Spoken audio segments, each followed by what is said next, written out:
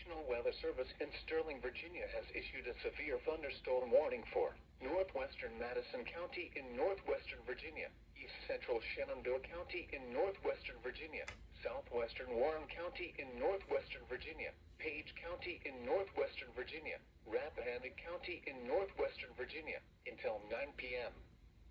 At 8:30 p.m., severe thunderstorms were located along a line extending from 6 miles northeast of Mount Jackson to Luray to near Shenandoah, moving east at 65 miles per hour. Hazard, 60 miles per hour wind gusts. Source, radar indicated. Impact, damaging winds will cause some trees and large branches to fall. This could injure those outdoors, as well as damage homes and vehicles.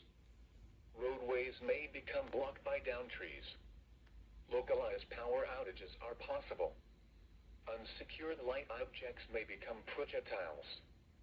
Locations impacted include Front Royal, Luray, Stanley, Sperryville, Chester Gap, Flint Hill, Washington, Castleton, Hunley, Kings Crossing, Seven Fountains, Ida, Riverton, Hackney's Crossroads, Hamburg, Amosville, Fairview, Carl, St. David's Church, and Glen Echo.